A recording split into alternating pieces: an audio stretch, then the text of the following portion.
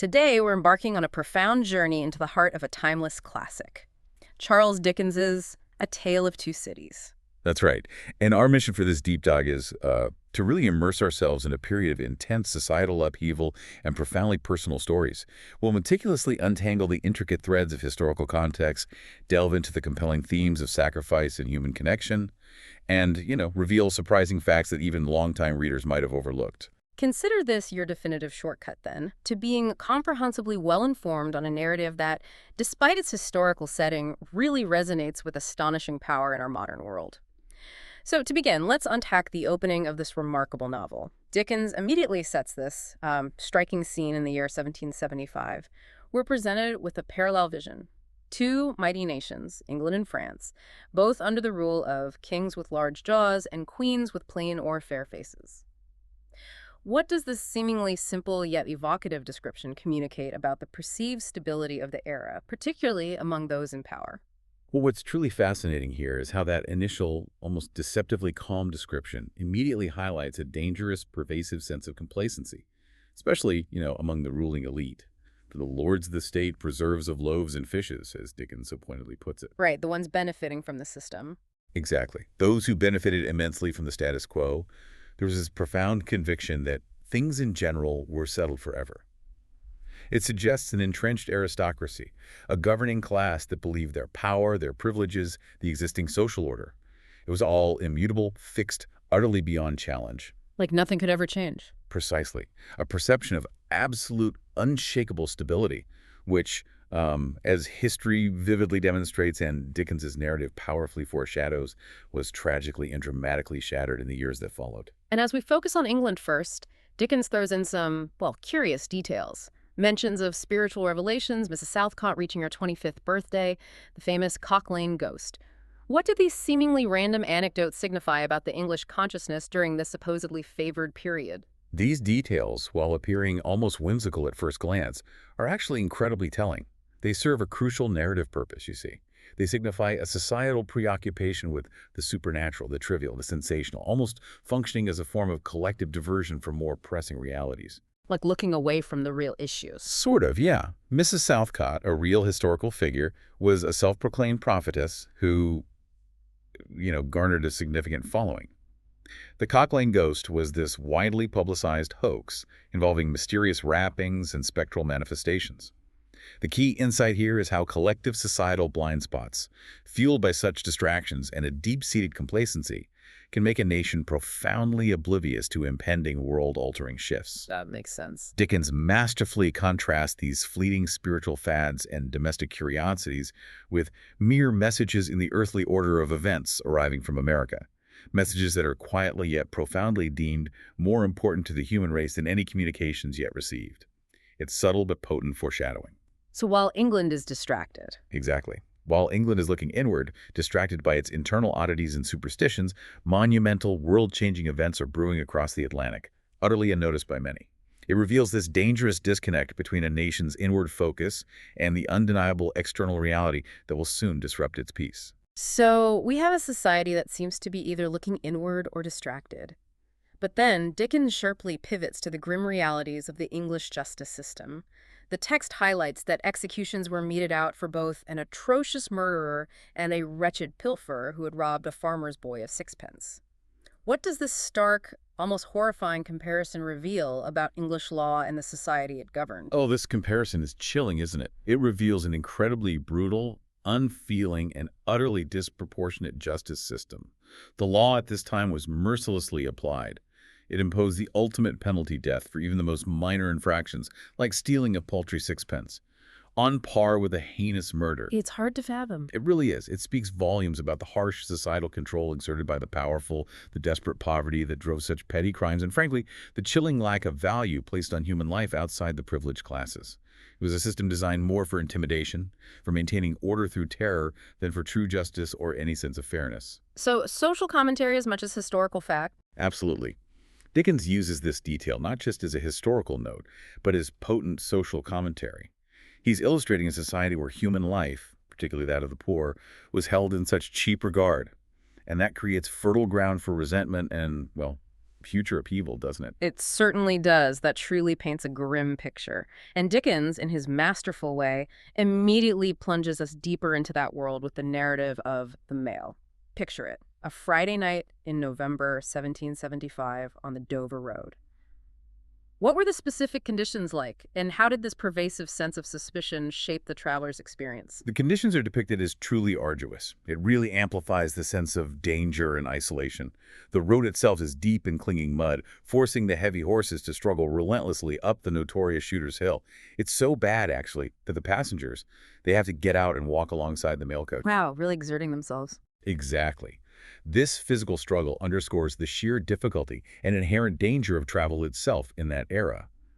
But what's truly striking and deeply unsettling is the profound, almost pathological distrust among the travelers. The source tells us that travelers were very shy of being confidential on a short notice, for anybody on the road might be a robber or in league with robbers. So you couldn't trust anyone. Not really. This suspicion isn't mere paranoia, it's a grim reality. The captain's pay. That's referring to a highwayman's network. It extended from the landlord down to the lowest stable nondescript at every posting house. Betrayal could come from anywhere. The guard's visible arsenal, a loaded blunderbuss, 6 or 8 loaded horse pistols, a cutlass, they weren't just for show.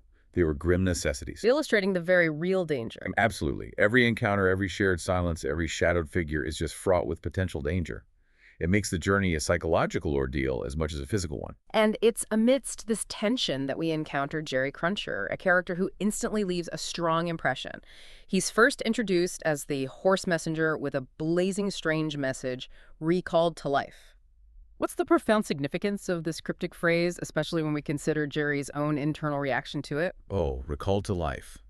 That phrase is profoundly and deliberately significant, isn't it? It echoes throughout the entire narrative, both literally and metaphorically.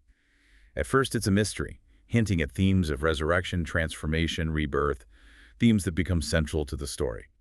But for Jerry, it hits differently. It really does. For Jerry, it immediately triggers this deeply personal, darkly humorous, and somewhat self-incriminating internal thought.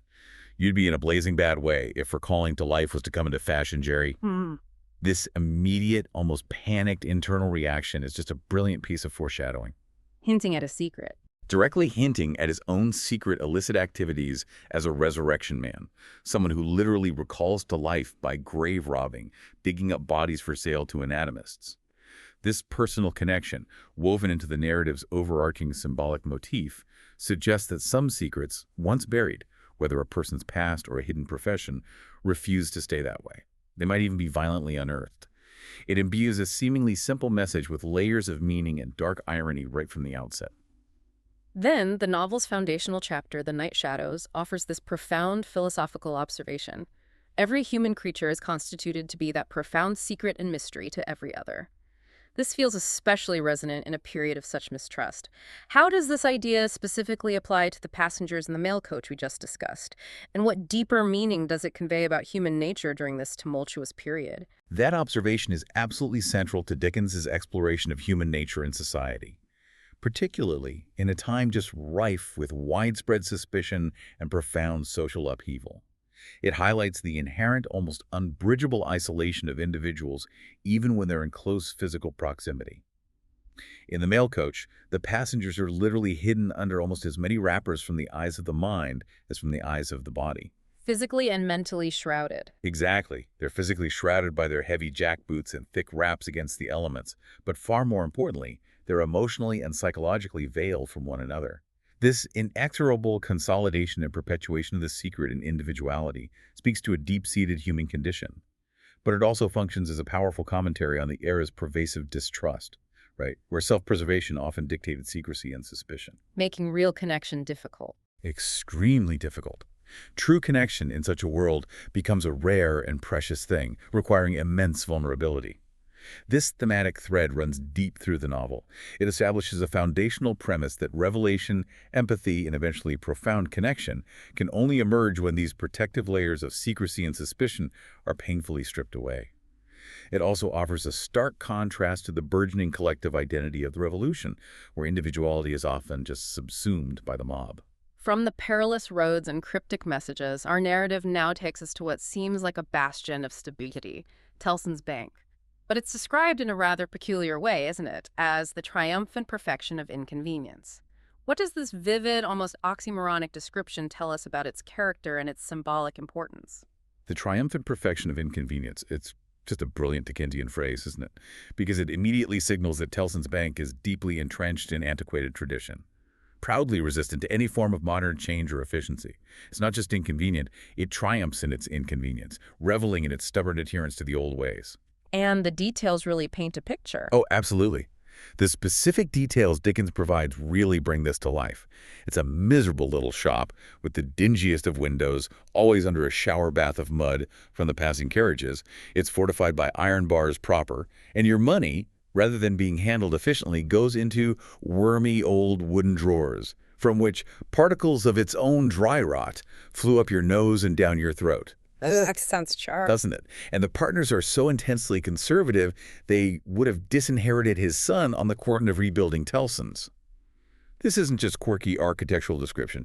It's profoundly symbolic of the inflexible, antiquated old order both in England and the Ancien regime in France. A system clinging to the past. Exactly, resisting adaptation even to its own detriment. Yet, ironically and crucially, it will later become a high exchange for French intelligence, serving as a hub for the very forces of societal change it implicitly stands against, makes its rigid character even more poignant. And within this dusty old establishment, we find Mr. Jarvis Lorry. He's presented as the quintessential man of business, someone who handles secondhand cares with ease.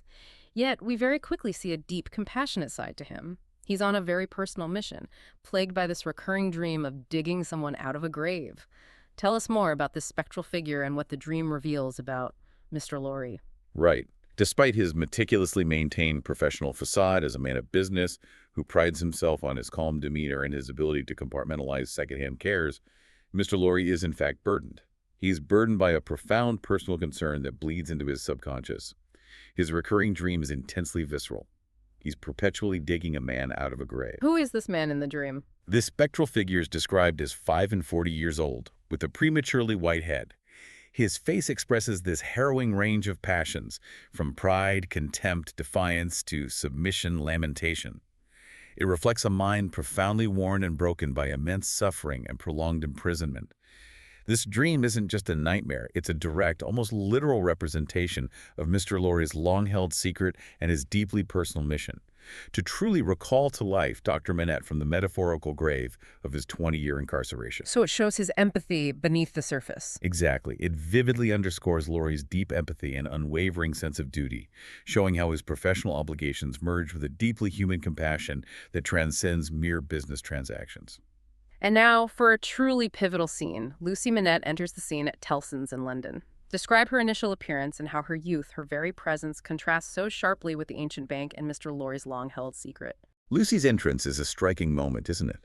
A moment of vivid contrast against the pervasive gloom of Tellson's Bank and the heavy weight of Mr. Lorry's secret. She's described as a short, slight, pretty figure, with a quantity of golden hair that catches the meager light and blue eyes that seem to hold both innocence and depth.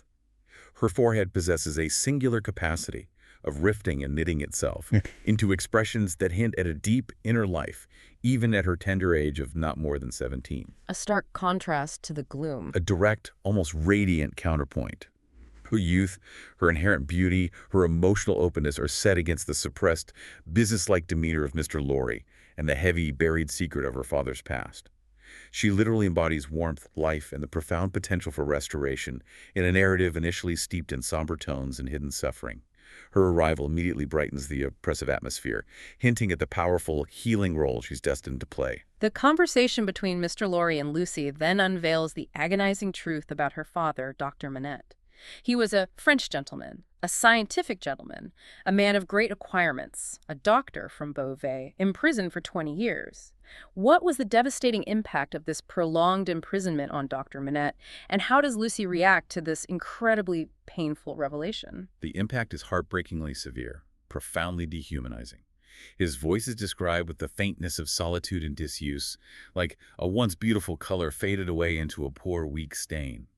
It sounds like a voice underground, a chilling echo of his long burial from the world. He's been so utterly stripped of his identity that he refers to himself only as 105 North Tower, his prison cell number, rather than by his name. Reduced to a number. Exactly. Signifying his reduction to a mere inmate. His face is haggard, worn, haunted by suffering. Lucy's reaction to this revelation is incredibly powerful and immediate. Her fair young face mirrors his fleeting expressions of intelligence and emotion, and she's overwhelmed with this profound yearning to love it back to life and hope. Her love becomes his anchor. It truly does. She is so overcome that she kneels before him, and in a deeply touching, almost symbolic reversal of roles, she holds him and rocked him on her breast like a child, offering comfort and care to the man who should have been her protector. This profound, instinctive love is introduced as the golden thread, her singular capacity to connect with, mend, and restore him. It makes her the catalyst for his arduous and fragile recovery. That maternal tenderness from daughter to father is such a powerful motif. Let's journey now to the heart of the brewing revolution, Saint-Antoine in France. Dickens paints a truly grim and visceral picture of this district. Describe the pervasive poverty and the palpable sense of oppression, but more importantly, the simmering, volatile anger that seems to fill every street corner. Saint-Antoine is depicted not merely as a poor district, but as a crucible of misery, deprivation, and explosive rage. It's a narrow, winding street full of offense and stench, teeming with people wearing rags and nightcaps. Every visible thing, from the buildings to the faces, bears a brooding look.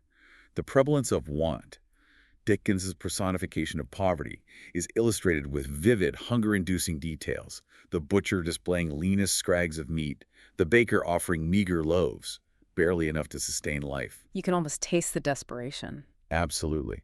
The people themselves have a hunted air, constantly looking over their shoulders, yet their eyes also hold fire. Their lips are compressed with suppressed fury, their foreheads knitted into the likeness of the gallows rope they mused about enduring or inflicting. Chilling detail, that. And the tools and weapons. Right.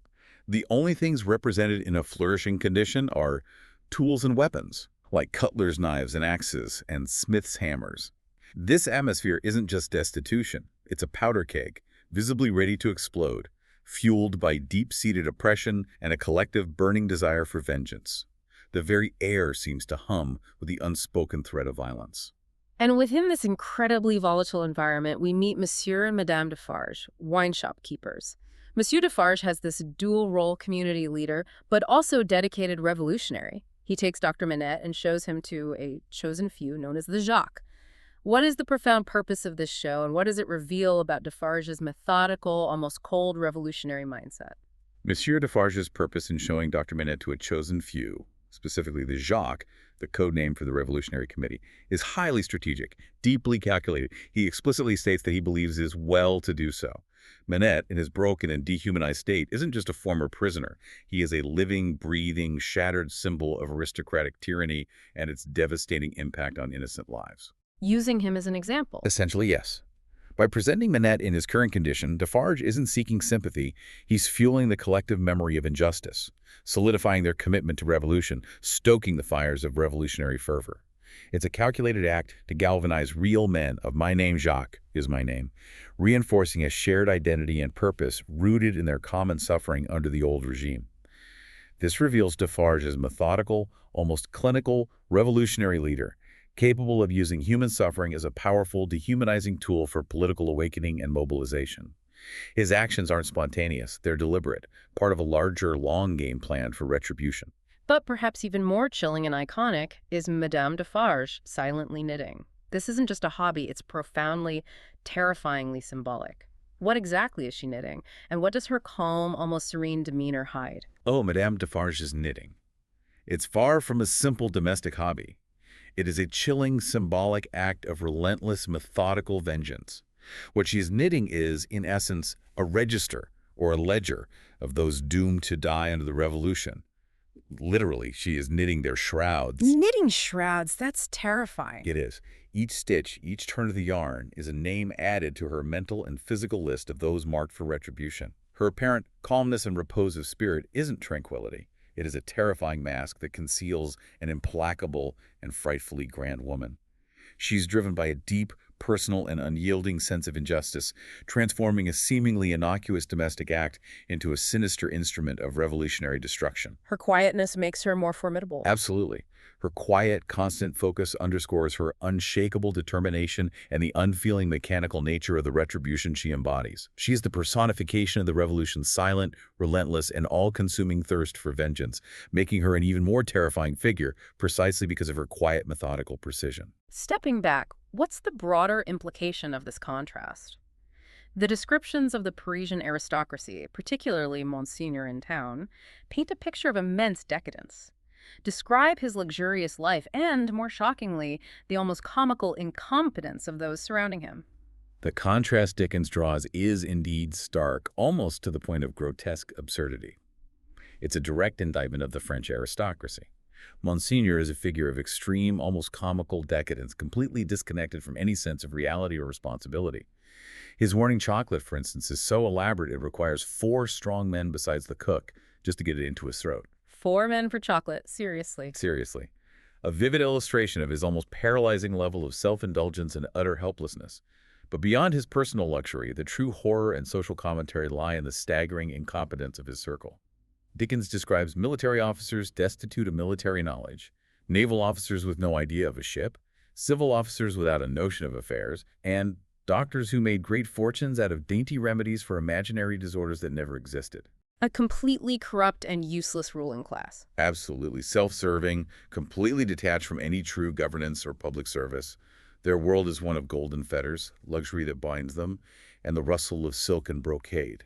This opulence exists in utter, willful ignorance of the devouring hunger and seething resentment festering places like Saint Antoine. It creates this unsustainable and explosive chasm between the rulers and the ruled that will inevitably lead to cataclysm. Monseigneur's nephew, the Marquis Evermond, is presented as an even more direct and brutal symbol of aristocratic cruelty. We see this vividly and horrifically when he runs over a child. Describe this gut-wrenching scene and then focus on Madame Defarge's silent yet incredibly ominous response. This scene is one of the most brutal and pivotal in the narrative, isn't it? Explicitly demonstrating the aristocracy's profound and callous disregard for common life. The Marquis, in his carriage, races through the narrow streets and horrifically runs over a child, killing him instantly. His response isn't remorse, but profound, chilling contempt. He calls the common people dogs and rats, and in a moment of utter cruelty, chillingly states, "I would ride over any of you very willingly and exterminate you from the earth." Unbelievable arrogance. And cruelty. He offers a mere gold coin for the dead child, an insult that just underscores his utter lack of value for their lives. In response to this horrific act, while others are stunned and grief-stricken, Madame Defarge stands out in terrifying stillness. She looked up steadily and looked the Marquis in the face. That stare. That silent gaze, unwavering and filled with unexpressed fury, is a moment pregnant with unyielding resolve and future retribution. It seals his fate, foreshadows the violent reckoning to come. It's a powerful moment of quiet, implacable defiance against overwhelming arrogance and systemic oppression. Her silence here is far more terrifying than any scream could be.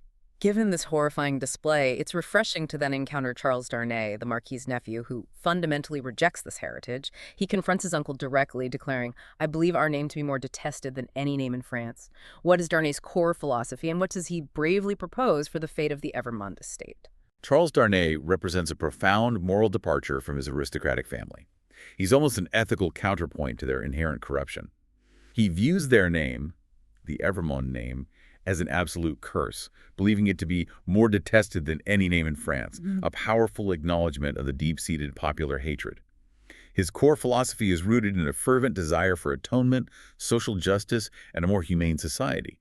He explicitly wants to relinquish his heritage and the corrupted Evermond name. He wants to undo the damage. Precisely. He describes the family estate not as a valuable property, but as a wilderness of misery and ruin. A place of extortion, debt, mortgage, oppression, hunger, nakedness, and suffering, a vivid indictment of his family's legacy. He proposes that if it ever becomes his, it should be put into hands better qualified to free it slowly, so that the suffering people may, in another generation, suffer less. His intention to work, to live, even as a nobleman, signifies his radical rejection of the parasitic aristocratic lifestyle and his embrace of personal responsibility, honest labor, and a deep-seated humanity.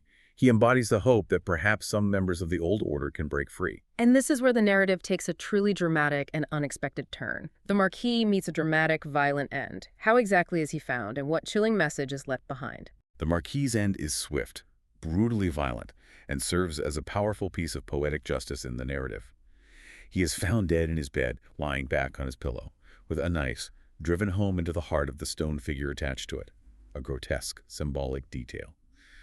The stone figure refers to the grim stone faces adorning his chateau, embodying the cruelty he represented. And a note. Around the hilt of the knife is a small, ominous frill of paper with a scrawled message. "Drive him fast to his tomb. This from Jacques." This chilling, anonymous note signifies the direct, personal beginning of the revolutionaries' vengeance. It explicitly highlights the Jacques, the anonymous collective force of the oppressed common people, the very group who visited Defarge's wine shop, as the agents of this first profound act of retribution against the old order. It's a declaration. The time for quiet suffering is over. The time for bloody reckoning has begun. A year passes after these tumultuous events, and Charles Darnay has established himself in England as a tutor of French. But beyond his professional life, his heart is clearly set on Lucy Manette. What precisely draws him to her, and what significant personal secret has he been diligently keeping from her, even as his affection deepens? Charles Darnay is profoundly drawn to Lucy Manette by her exceptional purity, her inherent goodness, and particularly her deeply compassionate nature. This first became evident to him during the hour of his danger, his initial treason trial, remember. He finds no sound so sweet and dear as the sound of her compassionate voice, and no face so tenderly beautiful as hers when she showed such genuine concern. So it wasn't just superficial attraction. Not at all. His love for her is deep-seated and foundational. However, he has been keeping a critically significant personal secret from her, even at Dr. Manette's specific request. His true identity as the Monsieur heretofore the Marquis Saint-Evremond, the heir to the very family that caused her father's immense suffering. That's a huge secret to keep. Massive. He has not yet disclosed to her the state of his heart, or the full truth of his aristocratic lineage, out of profound consideration for both Lucy and her father. Dr. Manette's past trauma at the hands of Darnay's family makes such a revelation fraught with immense peril and potential for renewed pain. This secret creates a deep layer of tension beneath their blossoming affection. Now let's turn our attention to Sidney Carton. He's initially portrayed with harsh self-criticism, dismissed as a disappointed drudge, even a worthless fellow with an indifferent reputation.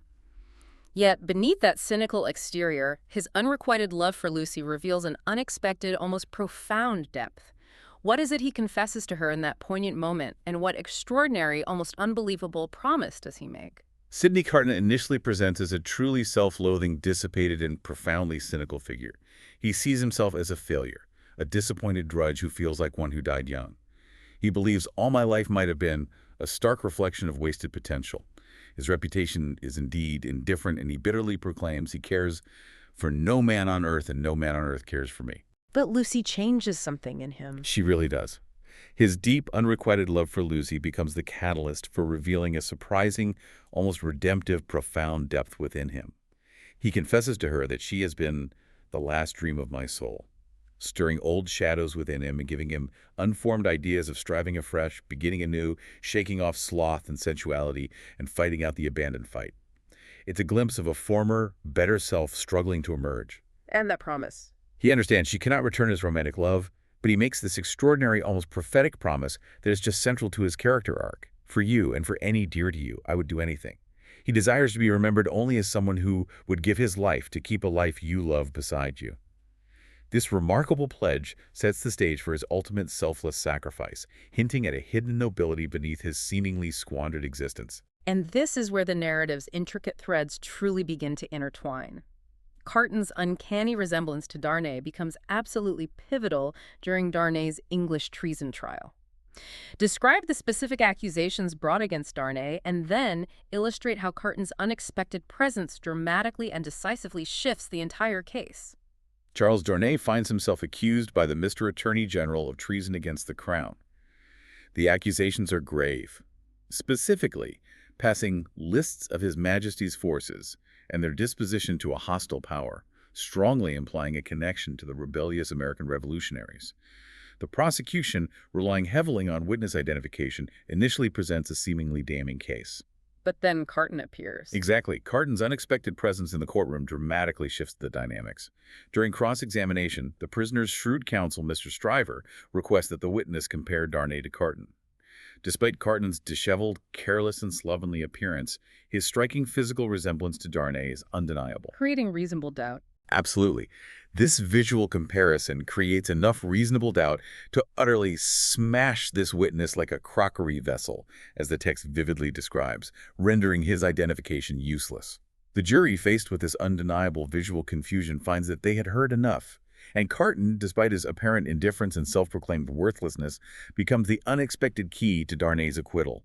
It powerfully highlights the often unreliable nature of eyewitness testimony and the crucial, sometimes arbitrary role of chance and physical resemblance in justice. Dr. Manette's testimony also plays a profoundly crucial role in securing Darnay's acquittal. How does his past as a Bastille prisoner gain him such immense credibility? And how does his blank memory paradoxically turn into a critical advantage? Dr. Manette's past as a Bastille prisoner grants him an almost unparalleled level of credibility and respect in court. It elevates him to a man apart with high personal popularity among the populace. His suffering has made him a symbol of unjust oppression, and his very presence commands a unique moral authority. His testimony about Darnay's kindness to him after his release carries the straightforward force of truth and earnestness, profoundly swaying the jury and the crowds. And the memory loss. Paradoxically, his blank memory, the complete void in his mind for the period of his imprisonment, specifically from when he was making shoes until he found himself with Lucy in London, becomes a crucial advantage. Because his mind is a blank for that duration, he cannot possibly identify Darnay in a way that would incriminate him regarding any alleged prior treasonous activities. This very absence of memory, a direct consequence of his profound trauma, inadvertently provides a crucial shield for Darnay. It shows how his traumatic past unexpectedly aids in the present, illustrating the complex ways suffering can shape destiny. After Darnay's acquittal, life for a time seems to stabilize in England.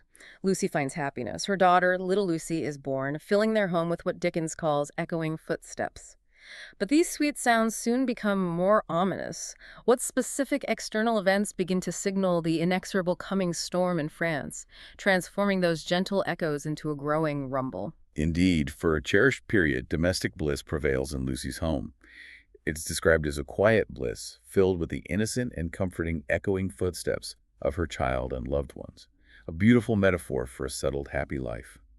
However, Dickens subtly but relentlessly introduces a dissonance. These sweet echoes are soon joined by more menacing sounds from a distance that rumbled menacingly. The storm gathering in France? Exactly. These external events signal the inexorable coming storm, manifesting as an awful sound, as of a great storm in France with the dreadful sea rising. It's not just a metaphor either. An earlier, seemingly casual conversation between Mr. Lorry and Carton talking about a great crowd bearing down upon us during a literal thunderstorm in England directly foreshadows this literal revolutionary tide. So the peace is fragile. Very fragile. These escalating sounds, growing from distant murmur to an insistent roar, signify the undeniable intensifying unrest and violence across the channel that will inevitably spill over and profoundly impact their lives, breaking through their English peace. The very air becomes thick with anticipation and dread. The narrative then plunges us into one of the most pivotal events of the Revolution, the storming of the Bastille. What is Defarge's active and relentless role in this monumental event, and what is his immediate, intensely symbolic objective inside? The storming of the Bastille is depicted as a moment of overwhelming, almost elemental force, a resistless ocean bearing him on. And Defarge is at its very forefront, not just a participant, but a leader. He is actively swept over the lower drawbridge into the fortress, participating with fervent conviction in this pivotal act, symbolizing the overthrow of tyrannical power. His immediate and resolute objective once inside is deeply personal and profoundly symbolic. He makes a beeline for 105 North Tower, Dr. Manette's old cell. Going back to the source of the suffering. Precisely.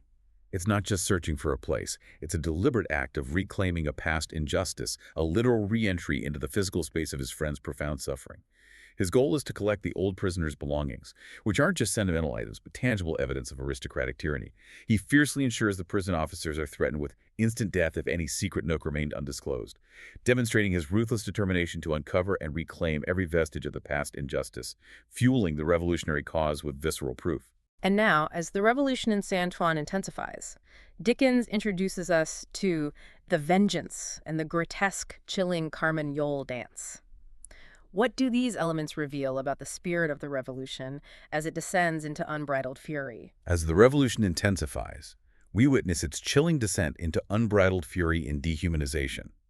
The Vengeance is introduced as Madame Defarge's loyal, almost fanatical lieutenant, the short, rather plump wife of a starved grocer. She's not merely a character, but the living embodiment of the revolutionary spirit of pitiless retribution, a furious echo of Madame Defarge herself. And the dance, the Carmagnole. The Carmagnole dance is a horrifying, almost demonic manifestation of this spirit. It's described not as a joyful celebration, but as a frenzied and terrible dance, a storm of coarse red caps and coarse woolen rags. What was once a healthy pastime is grotesquely transformed into a means of angering the blood, bewildering the senses, and stealing the heart. The participants strike at one another's hands, clutch at heads, spin wildly, often falling and rising again, their faces contorted with revolutionary fervor. It sounds like madness took over. It really does. This grotesque display reveals a revolution consumed by its own escalating rage, dissolving any semblance of grace or innocence into a terrifying collective madness. Individual humanity is sacrificed for the sake of an all-consuming, brutal cause. It signifies a point of no return for the revolutionaries, where vengeance becomes an end in itself. The pervasive daily fear of the guillotine is chillingly personified by the wood sawyer and his morbid little guillotine. How does the seemingly simple, almost comical character underscore the constant terrifying reality of daily execution in Paris? The wood sawyer, with his seemingly innocuous little guillotine, his saw, is a truly chilling personification of the omnipresent terror of the guillotine in revolutionary Paris.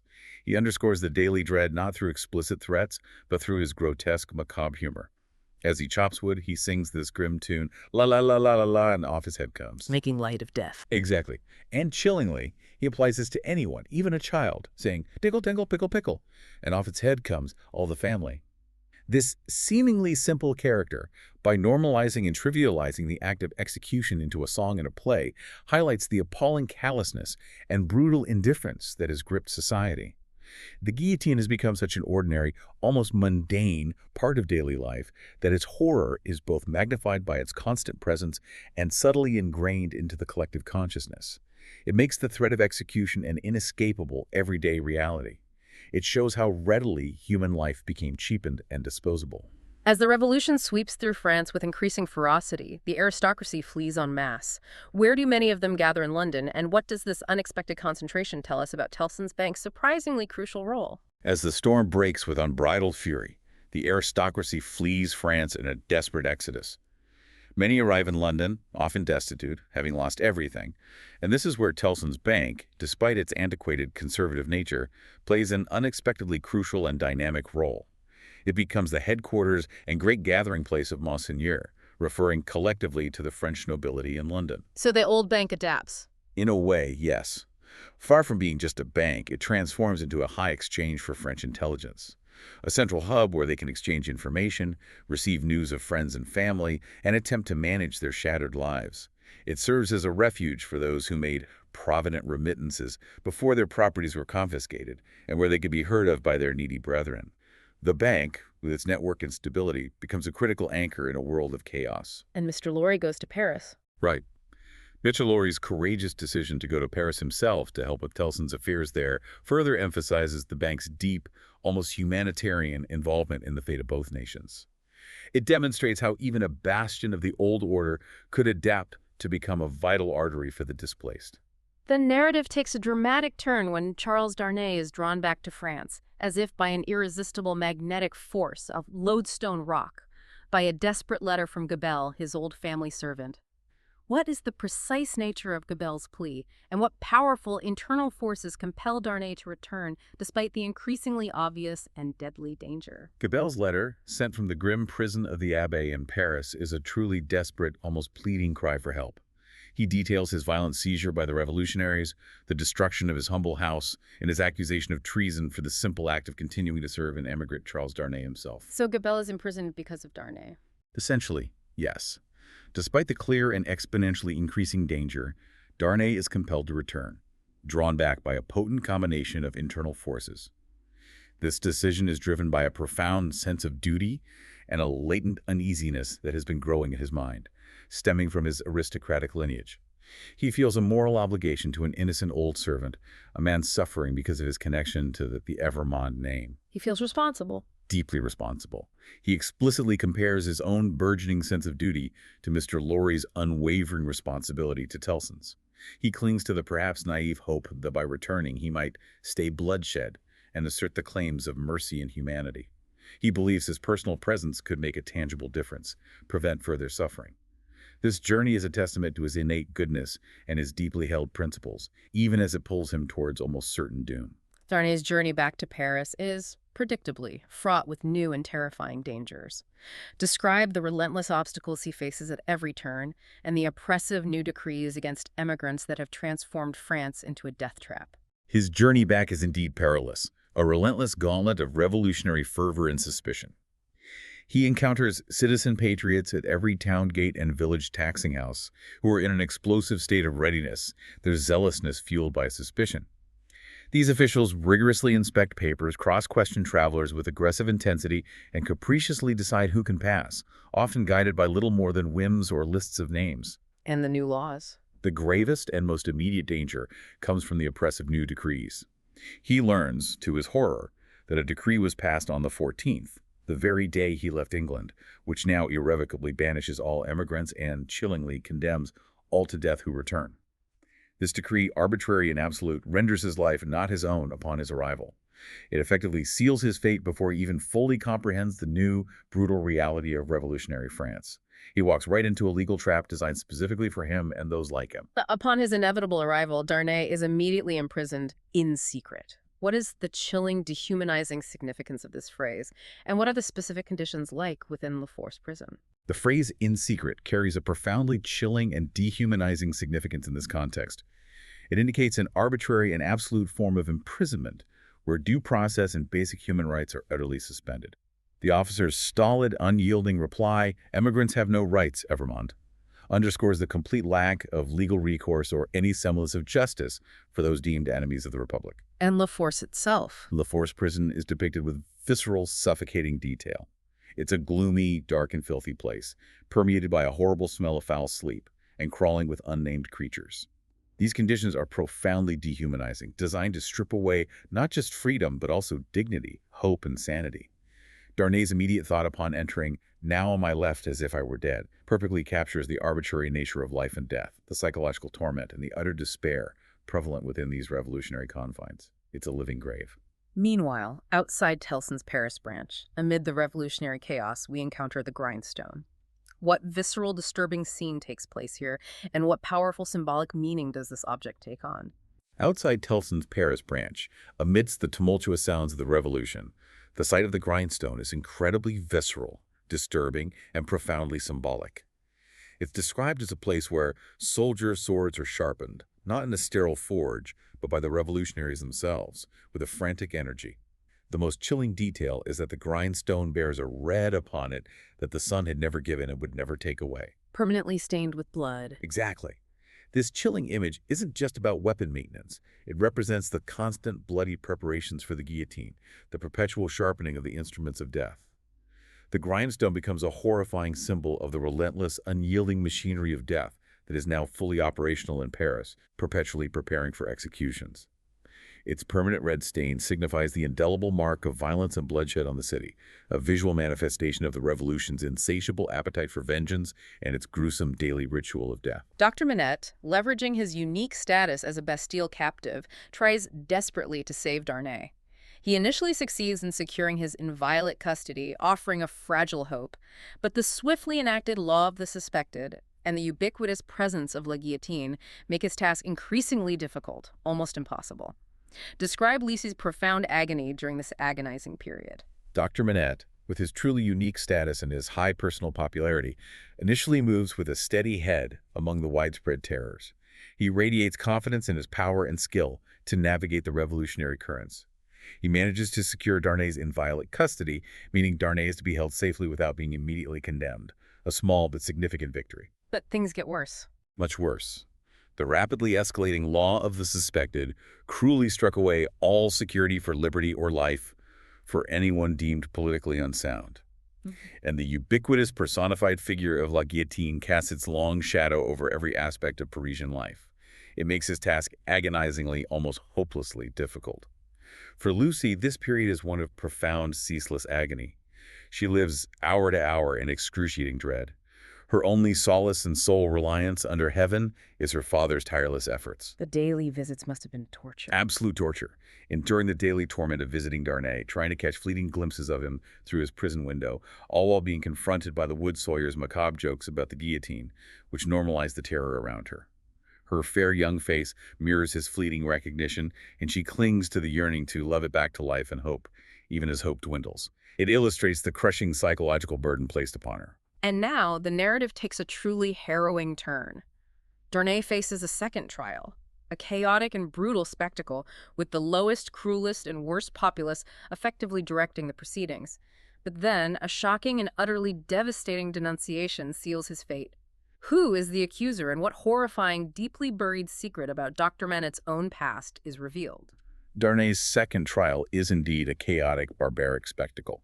It's controlled not by law, but by the lowest, cruelest, and worst populace of the city, who are noisily commenting, applauding, disapproving, anticipating, and precipitating the result. Even the judges, though in their feathered hats, are overridden by the rough red cap and tricolored cockade of the mob. Madame Defarge and Defarge are present, silently observing from the front row like grim reapers. And the final blow. The shocking denunciation that definitively seals Darnay's fate comes from a horrifying secret revealed through Dr. Manet's own prison manuscript, which is read aloud in court. This document, a detailed, heart-wrenching account of his 20-year Bastille imprisonment, shockingly implicates Darnay's father and uncle, the two Evremond brothers, in brutal and systemic acts against a peasant family. And the accuser, the one who brings this manuscript to light, is none other than Madame Defarge herself, whose family was the victim of those heinous crimes. The doctor's own words condemn his son-in-law. Exactly. It's a moment of devastating irony. The doctor's own testimony from the grave, meant to bring justice, becomes the instrument of condemnation for the innocent son of his oppressors. That's astonishing and heartbreaking. Can you delve into the specifics of this profound tragedy that so completely fuels Madame Defarge's relentless, almost inhuman vengeance? What were the exact atrocities? The tragedy that fuels Madame Defarge's implacable, all-consuming vengeance is deeply personal, horrific, and absolutely central to understanding her character.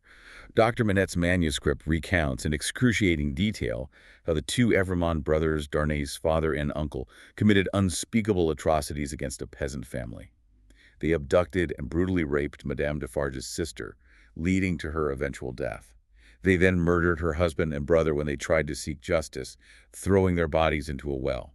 Her father died from a broken heart, literally worked to death. Leaving only Madame Defarge and her sister. Right, leaving only Madame Defarge and a younger sister who was driven mad by the trauma and died shortly after. This systematic annihilation of her entire family by the Evremonds left her as the sole survivor, burdened by unimaginable grief and a burning inherited quest for retribution. Madame Defarge declares this lineage of suffering with chilling intensity. Those dead are my dead, and that summons to answer for those things descends to me. And the Marquis's wife tried to help. Yes. Her previous brief encounter with the Marquis's compassionate wife, who sought to help the younger sister, adds a profound layer of tragic irony. It shows that while individual goodness could exist among the aristocracy, it was ultimately overshadowed by the systemic cruelty of the old regime that ignited Madame Defarge's insatiable thirst for retribution. It made her a force of nature, beyond pity or reason. This revelation, Dr. Manet's own chilling manuscript, changes absolutely everything for Charles Darnay. What is the jury's unanimous verdict, and what does it devastatingly mean for his fate? The revelation changes everything instantly and irrevocably. The sheer weight of historical and personal injustice embodied in that document, combined with the revolutionary fervor of the crowd, sweeps away any remaining pretense of individual justice. The jury's verdict is swift, unanimous, and utterly damning. Unanimously voted, at heart and by descent an aristocrat, an enemy of the Republic, a notorious oppressor of the people, back to the conciergerie and death within 24 hours. So, condemned purely for his birth. Exactly. Despite his personal innocence, his rejection of his family's past, his earnest desire to live a good life, he is condemned to death within 24 hours, simply by virtue of his birth and lineage. He is judged not by his deeds, but by his blood. The collective rage of the revolution, fueled by the generational memory of aristocratic oppression, demands his life, sealing his fate and highlighting the brutal, unforgiving nature of the new order. As Darnay faces certain death, a moment of profound despair, another character steps forward, seemingly from the shadows, Sidney Carton. We've seen his deep self-loathing, but also his singular, enduring love for Lucy, and his earlier, almost unbelievable promise to her. How does he, this seemingly dissolute man, orchestrate the impossible? As Darnay faces certain death, trapped by the relentless machinery of the revolution, Sidney Carton, the self-proclaimed worthless fellow, steps forward with a carefully orchestrated, audacious, and utterly selfless plan. His cunning leverage comes from his intimate knowledge of John Barsad the spy, who is coincidentally Miss Pross's long-lost brother, Solomon Pross. He uses Barsad's secrets against him. Precisely. Carton confronts Barsad, exposing his treacherous past as an English spy, and crucially, his complicity in a fraudulent burial, Roger Cly's fake funeral. This vital piece of information, partially gained through Jerry Cruncher's accidental knowledge as a resurrection man, who confirmed Cly's coffin was empty, gives Carton immense undeniable leverage over Barsad.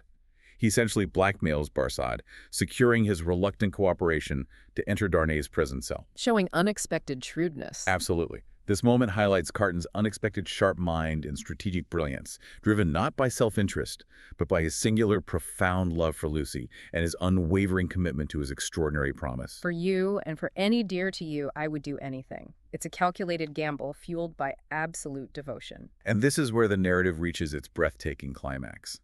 Carton executes his audacious plan in Darnay's prison cell. Describe the tense exchange, Carton's chilling cunning, and the raw, heartbreaking emotion of this pivotal moment. In Darnay's prison cell, Sidney Carton executes his plan with chilling precision and an underlying current of profound, raw emotion. He arrives, composed yet intensely focused. He immediately dictates a letter for Darnay to write, carefully phrasing it to prevent Darnay from suspecting the imminent unimaginable switch. This ensures Darnay's compliance without revealing the sacrifice Carton is about to make. Keeping his plan secret until the last second. Right. All the while, Carton keeps his hand subtly concealed in his breast, where he holds a substance likely an opiate. Then, with an almost tender ruthlessness, Carton renders Darnay insensible using the drug. He swiftly and meticulously dresses Darnay in his own clothes, carefully combs back Darnay's hair, even ties it with a ribbon Darnay had been wearing, enhancing their already striking resemblance. A true exchange of identities. Completely.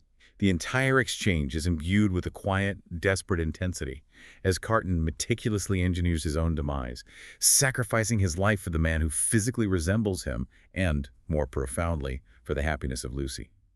The jailers, misled by the identical appearance in Darnay's unconscious state, unknowingly carry off the insensible Darnay, facilitating the ultimate act of selflessness, a true exchange of lives.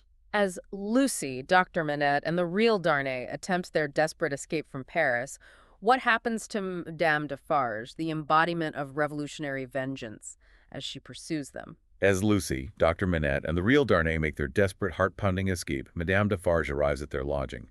She's consumed by her unwavering determination to prevent their flight and ensure the final destruction of the Evermond line, including Lucy and her innocent child.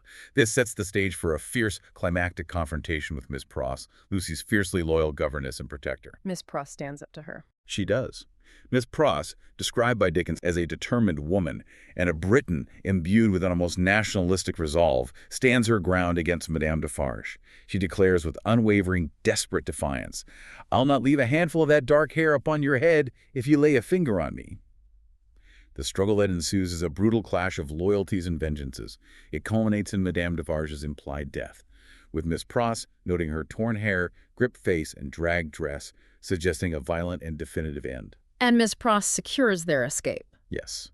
In a final desperate act to secure their escape and prevent any immediate pursuit, Miss Pross drops the prison key into the river. This intense physical confrontation happens while Jerry Cruncher, having helped, experiences a profound change of heart regarding his wife's flopping, praying, recognizing its efficacy, perhaps realizing the true power of faith and selfless action. As the tumbrils, the carts of the condemned, roll relentlessly to the guillotine, Carton finds an unexpected companion. A young seamstress. What comfort does he offer her in her final moments? And what are his final, profound thoughts before his ultimate sacrifice? That vision. As the tumbrils carry him to the guillotine, Sidney Carton finds an unexpected and tender companion in a young seamstress, a poor little thing, faint of heart, also condemned. In this moment of shared impending doom, Carton offers her gentle, profound comfort. He holds her trembling hand, speaks words of reassurance, and she, sensing his inexplicable peace and inner strength, tells him, "I think you were sent to me by heaven." He finds peace at the end. He does. Carton's last moments are filled not with fear or regret, but with a profound peace and a powerful prophetic vision that stretches far beyond his own impending death. He envisions a future where Lucy's child, bearing Darnay's real family name, Evermond, becomes foremost of just judges and honored men, a symbol of a redeemed France. He sees this future Evermond bringing a boy of his own name, Carton's name, to that transformed, fair-to-look-upon place, telling the child my story with a tender, a faltering voice. Ensuring his sacrifice is remembered. Exactly. Ensuring it's remembered not as a failure, but as a triumph. Through this transcendent vision, Carton truly becomes the resurrection and the life, securing a legacy not of degradation, but of illustrious eternal memory achieved through his selfless act. His sacrifice provides not just hope for Darnay's family, but a profound, almost spiritual hope for the future generations of France, suggesting a cycle broken and a new, more just world born of his selfless love. Hashtag outro. What an extraordinary and deeply moving journey we've taken through a world of stark contrasts and profound human drama. This deep dive into A Tale of Two Cities truly reminds us that beneath the grand sweep of history and the chaos of revolution, it's the individual acts of love, vengeance, and ultimate sacrifice that truly resonate and profoundly shape destiny. Indeed. We've witnessed how systemic oppression and ingrained injustice can fester into unimaginable cruelty, leading to a revolution born of devouring hunger and a relentless thirst for vengeance. But perhaps even more powerfully, we've seen how individual conscience, unexpected heroism, and acts of profound selflessness can shine brightest in the darkest times, revealing the enduring, transformative power of human connection and redemption. This narrative forces us to confront difficult, timeless questions about justice, the true nature of heroism, and the potential for rebirth even amidst ruin. And perhaps the most poignant thought for us to mull over as we reflect on this timeless story and its echoes in our own complex world is this. In a world constantly grappling with societal divides, with the complex price of freedom, and with the cycles of conflict, what unseen personal sacrifices are being made today that may one day echo through history as powerfully and profoundly as Sydney Carton's. Thank you for joining us on this deep dive. Until next time, keep exploring, keep questioning, and keep seeking those aha moments that illuminate our understanding of the world.